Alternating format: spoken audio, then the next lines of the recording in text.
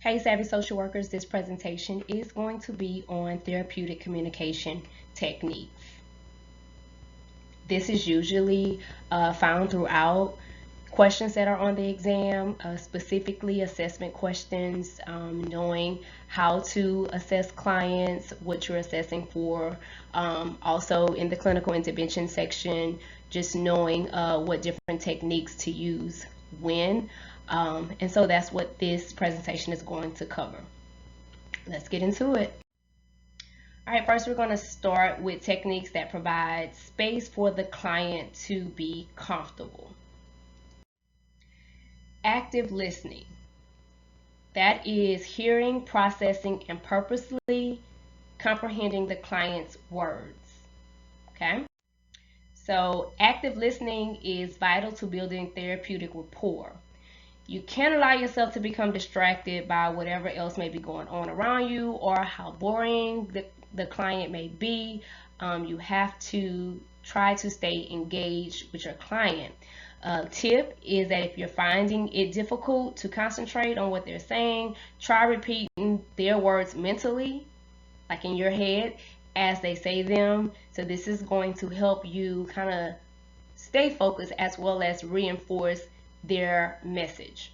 Okay, definitely want to not sleep on this part of the engagement phase. The client wants to feel heard, and they need to know that their therapist is listening and care about what they're saying. The next technique is silence. Silence encourages the client to express his or her thoughts and their emotions clearly. The social worker should maintain proper eye-to-eye contact, observing the behavior of the client sitting quietly. However, I want y'all to remember that this is the duration of the silence is very important, because prolonged silence may be interpreted by the client as a lack of interest on the part of the social worker. So in order to remain therapeutic, the silence must be, of a decent length. I would say, a few seconds. You don't want to wait a whole minute and nobody's saying nothing, because then that's going to be awkward. But you want to, make sure that you give them enough time to emotionally process what they may be feeling or the words that they may be trying to get out, so that this does not adversely affect your therapeutic relationship. Okay, silence can be very, very powerful in the therapeutic relationship as well. All right, next, techniques that encourage the client to continue discussion. Asking open-ended questions. Okay, we know that this requires more than just a simple yes or no answer, because we are trying to elicit more information in greater detail. So some examples of that would be, can you tell me about your situation right now? Instead of saying, are you feeling sad right now? When they will probably just say yes or no. When and why questions are usually good for open-ended questions. Or another example would be, tell me about your friends, rather than saying, how many friends do you have? Because now they're probably going to give you a one-word answer, and that will be that. On the flip side of that, of course, just for reference, close-ended questions, that's usually the questions that elicit a yes or no response, and they do not encourage speakers to be open and expand on their thoughts.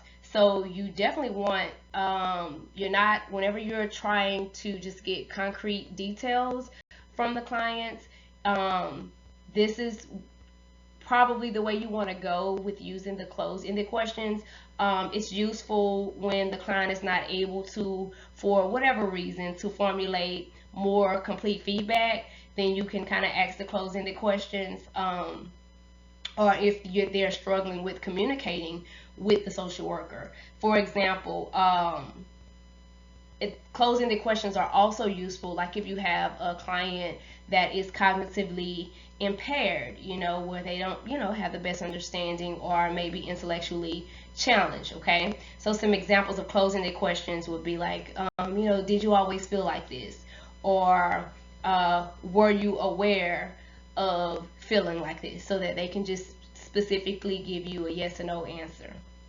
Okay? Reflection.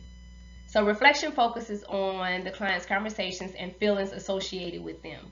One of the important things is that it mirrors or reflects the patient's feelings, not their words, back to them, so that the client's feelings can be further explored and expressed by the client. So when you're reflecting upon their feelings and not so much their words, okay? And this lets the client know that you are actively listening. So an example, the client says, do you think I should tell the doctor I stopped taking my medication? The social worker will respond, do you feel that that will benefit you in any way? Okay, so and then the client responds and says, I probably should, but the medication makes me so tired all the time. And then the social worker responds and says, I understand that you stopped taking the medication because it makes you feel tired often. So you just reflected on basically what the client said. And when the client said that, she stopped taking the medication because it made her feel tired. So you just basically reflected that back to her. You mirrored that back to her. Restating. Restating is repeating or paraphrasing the client's main idea. So this indicates that you're listening. It encourages further dialogue, and it gives the client an opportunity to explain or elaborate what they were talking about, or if you missed something or whatever, they can clarify or explain it to you better. So the example would be the client comes in and says, I'm having a bad day today. And then so the social worker will restate that by saying, so your day is not going as well. Let's talk about it. Okay? All right, next let's get into techniques to focus on client with verbal and nonverbal cues. This is a very important one because we know that we have to be able to read verbal as well as nonverbal cues with our clients. So the first one is exploring.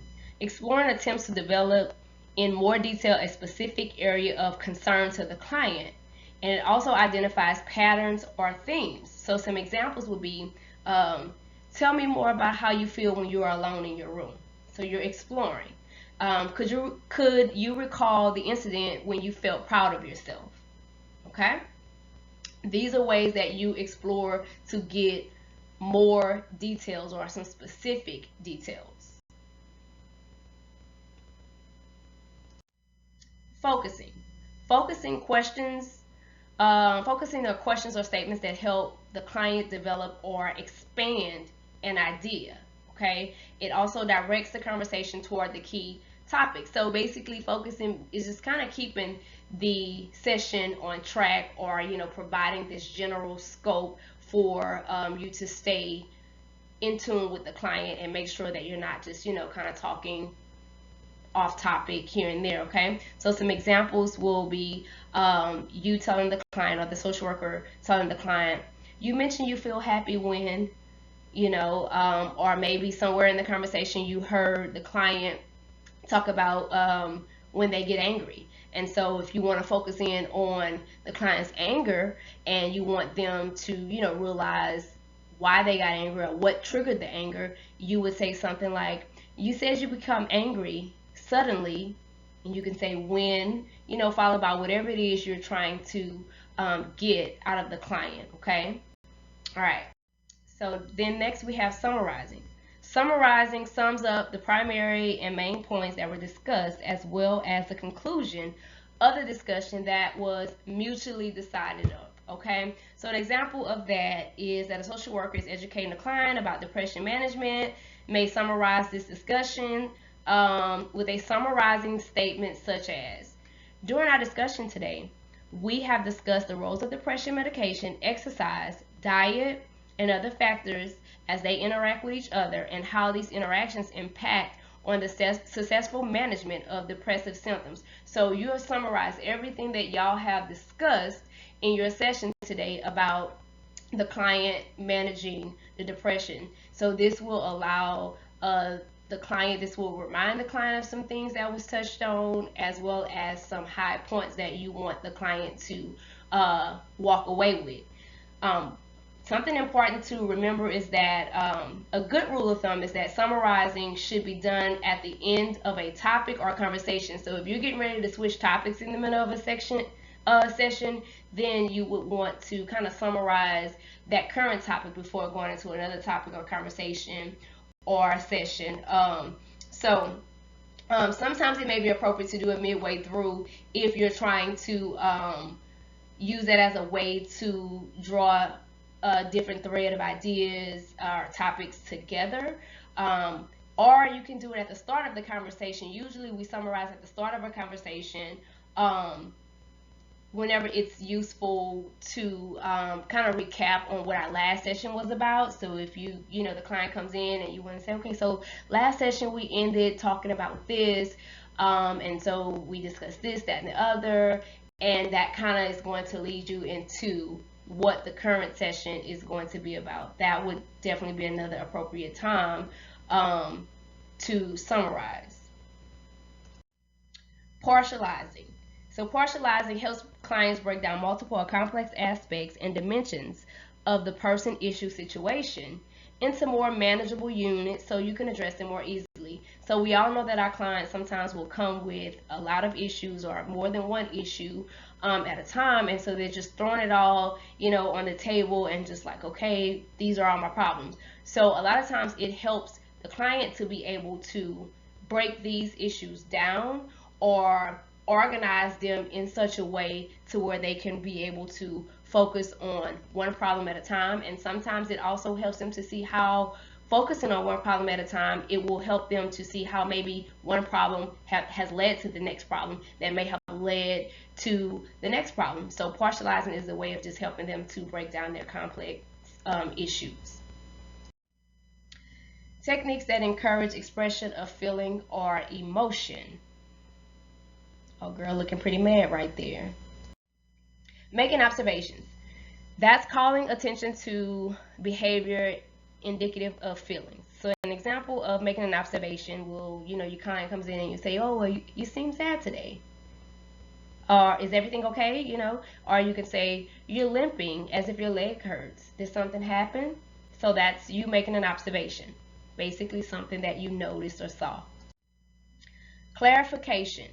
Clarification is asking the client to elaborate about something he or she has just said or done.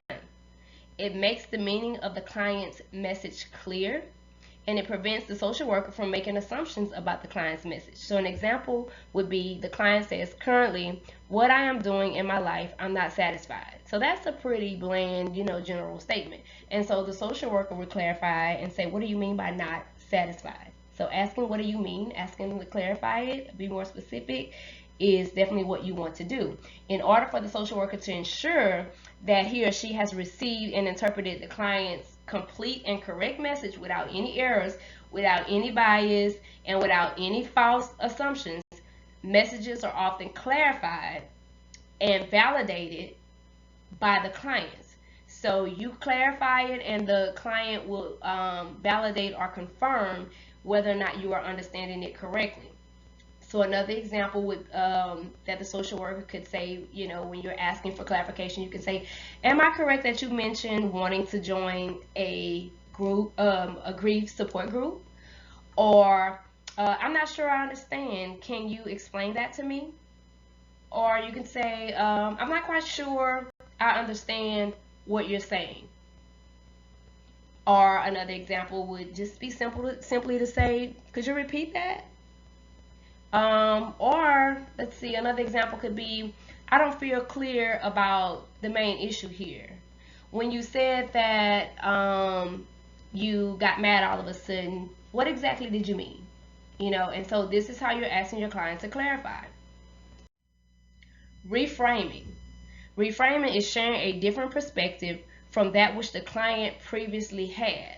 This can help clients see a problem from a different perspective and in return gain a different sense of meaning or understanding. So an example would be a client is, presenting to you a situation that they have experienced and their current thoughts about the situation.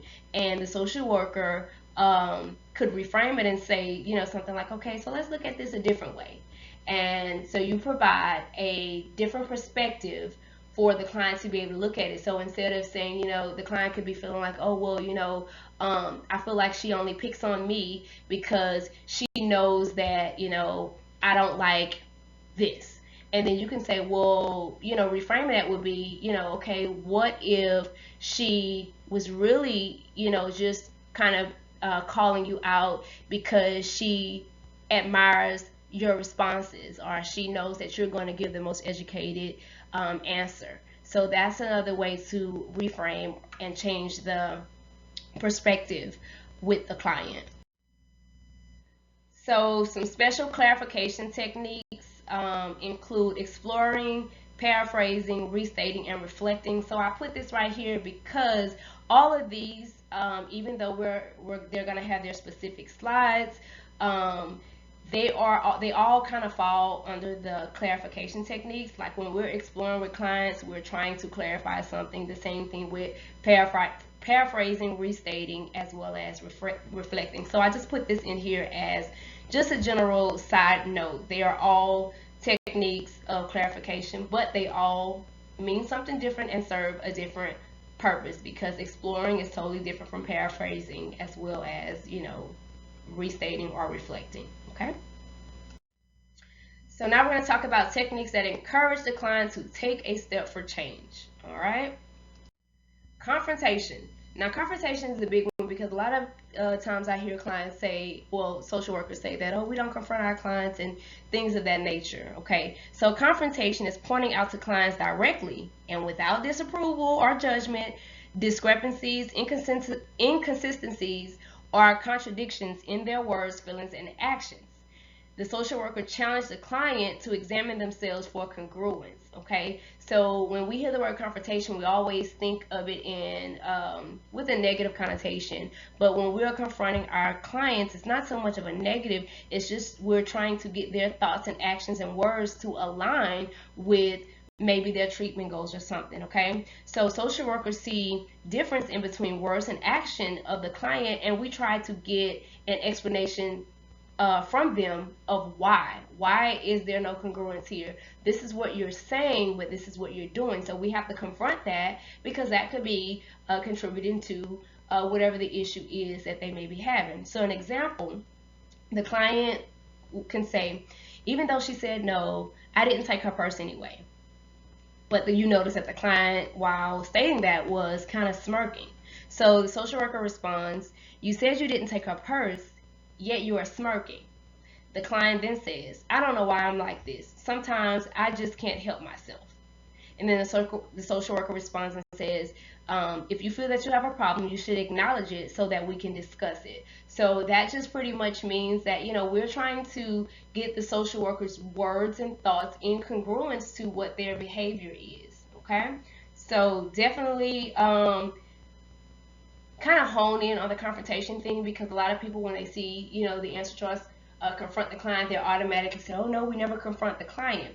One of the important things that I want you to know about confrontation is that you should only apply this technique after you have established trust and rapport with your client. So you definitely don't want to do this in an intake or when you first start working with the client. Okay, it can be vital to the care of the clients to disagree with them, present them with reality, or challenge their assumptions, but that's only after the therapeutic rapport has been built and they kind of trust you and they know that you have their best interests. Confrontation, when used correctly, can help patients or clients break destructive routines or understand the state of their situation. This is not to be confused with a contentious approach. It is especially helpful to confront a client when their verbalizations, their mindset, and or behaviors are not aligning with their treatment goals. Okay? Limit setting. That's when we are stating expectations for appropriate behaviors or establishing behavioral parameters. Okay? A lot of times we do have to set boundaries with our clients. Actually most of the time we have to set boundaries with our clients. So an example would be the social worker says, it sounds like you're not sure if you're able to trust me. The client says, well, why do you feel like that?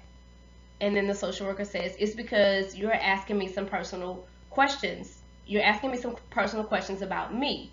So apparently, there has to be a boundary set there when the client is, starts to ask personal questions about the social worker's personal life or something like that. We have to set those boundaries, okay? And I like the way that it was kind of framed in, question. I mean, not so much as accusatory, but just saying, it kind of sounds like you're not sure how to trust me. You're trying to ask me all these questions about my personal life. And so this is another thing about, especially when it comes to self-disclosure. And also, whenever our clients are not just, not being trusting, but sometimes our clients are just trying to get into our personal business. And so we have to set limits. If the client sees a picture in your office and says, "Oh, that's your daughter, she's so pretty, how old is she?" "Oh, does she go to that elementary school?" These type of things, you kind of have to be able to set limits with the client in a professional manner. Advising. Advising is making a suggestion or a recommendation, usually at the client's request. If the client is asking, "What should I do?" So I like to stress this point because a lot of people, whenever they see on the exam, they see suggest or recommend, they're like, "Oh no, we can never suggest anything to the client," and whatever the case may be.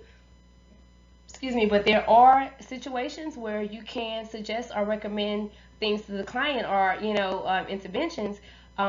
It just has to be warranted by the client. You have to make sure that the client's asking your advice. So in a situation where a client is maybe coming to you because she's feeling, overwhelmed about making a decision on what school to send her child to. She's new to the area, and so she's asking your advice. So what school do you think I should send her to, or whatever? You can advise, or you can recommend or suggest. You can say, "Hey, how about you make a list of the different schools that's in the area, make a list of what's important to you in the schools.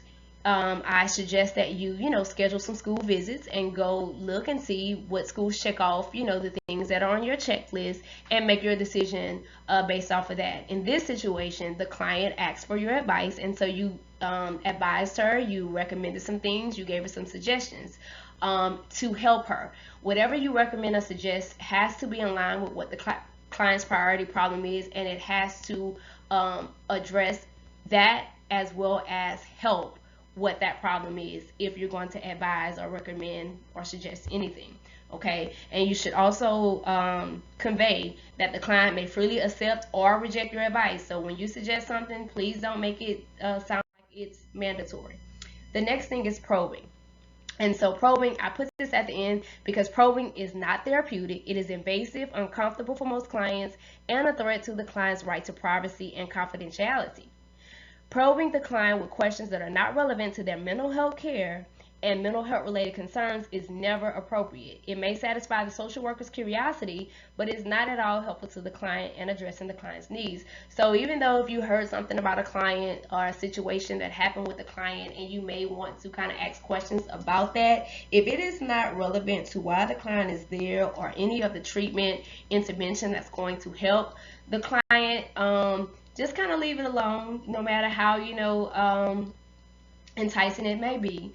Just like we don't want the client in our personal business and affairs, let's give them the same respect, okay?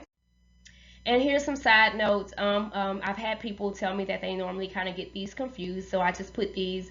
Some people say, well, I can't, I have a hard time distinguishing between summarizing, clarifying, and reflecting. So I just put what they each are here: summarizing, reviewing what has taken place during the conversation; clarifying, you're asking the client to elaborate; and reflecting, you're communicating your understanding of feelings expressed by a client. So summarizing and reflecting are two different things. Summarizing, you're reviewing what has taken place; reflecting, you're communicating your understanding; and clarifying, you're asking them to elaborate. And then the last thing I want to talk about is sympathy versus empathy, because I noticed that, especially during my sessions, that a lot of people struggle to know the difference. And so hopefully this slide helps. Sympathy is the feeling that you care about and are sorry about someone else's trouble, grief, or misfortune. So that's just saying, oh, I'm so sorry. So that's feelings of pity and sorrow for someone else. So an example would be saying, oh, you poor thing, you know, I'm so sorry that happened to you. That is sympathy, okay? So empathy, I tell people to think of it as, you know, just a step higher.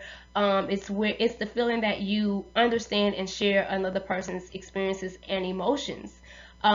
So empathy involves putting yourself in the other person's shoes. So that's the ability to understand and share those feelings, okay? So an example of that would be, I can understand how you feel. It must be really hard. What can I do to help? Those are ways of showing empathy, okay?